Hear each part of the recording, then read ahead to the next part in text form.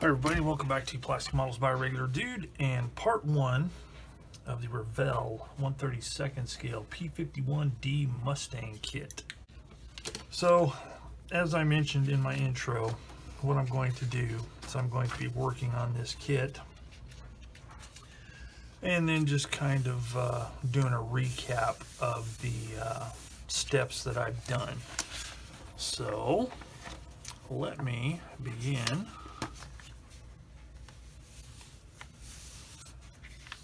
With step 1, the what do you call that, instrument panel. So I'm going to work on these steps. I don't know how far I'm going to get. I may try and get all of the cockpit portions done and come back and talk about it unless I run into any weird stuff. So let's get cracking.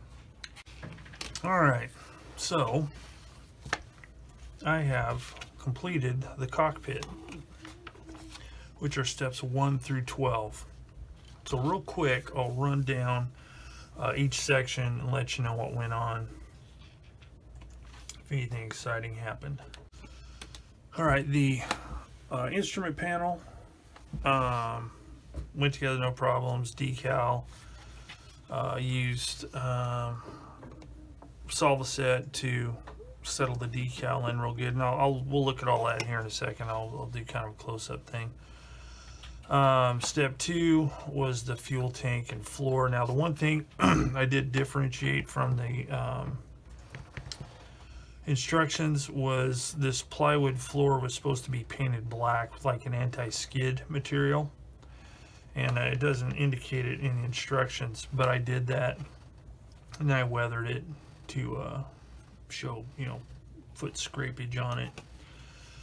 Everything else went fine. Let's see, then we got the batteries with the decals.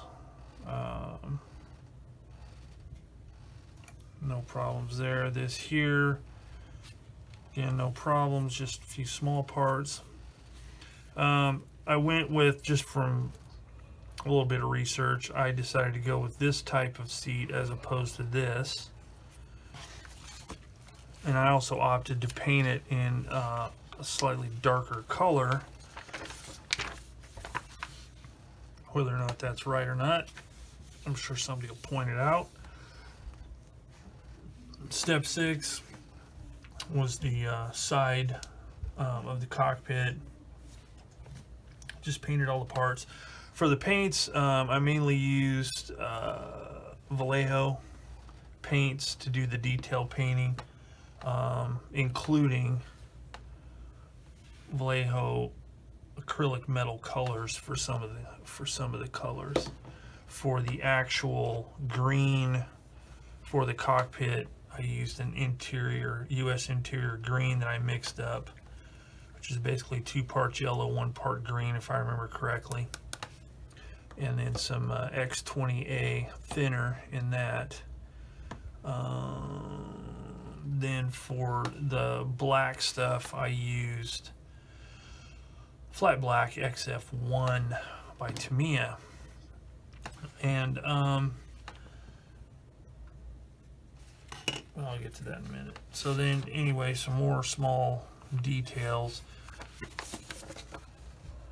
Step 10 is where you enclose this part. Now, one thing I did alter and I didn't do is I did not glue this panel onto the one side. I waited till I put the sides together and I put the panel in then, because it didn't, when I pushed it into place and let it go, it was kind of at an angle. You know, it wasn't a 90-degree angle. It's kind of cocked crooked, so I thought there's no point, so I'm gonna have to monkey around with it anyway. So I saved myself a little trouble there. 9, let's see, 10, 11, and 12, just some more detail parts. Now, one thing I did do that the instructions don't show is I painted the bottom of this right here, which is this, and I used the yellow zinc chromate color for that, because this portion right here will be exposed where the landing gear bays are. So that is all of the steps that I did. So let's take a look at the actual cockpit itself. As you can see inside, I sprayed the inside of the plywood floor with Tamiya XF57. Did masking where I needed to paint the other colors. Then I used hairspray on top of that, as well as on the, I painted the seat silver, sprayed hairspray on that. Then I sprayed the black on there, sprayed this olive drab on there, and then just chipped it off with water. One of the nice things about this kit is the all of the decals they give you for the insides. So you get all kinds of nice decals. Decal down there in the bottom of the instrument panel, right there next to my fingertip. Then there's some on the side walls and on this control surface down here. Decals stuck really good. They lined up really well with the raised detail and with the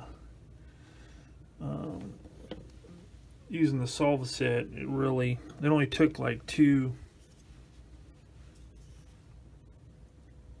applications of it, and it was all sunk in there really good. Then there's decals on the batteries and all that stuff, so that all looks pretty good. So before I glue this into the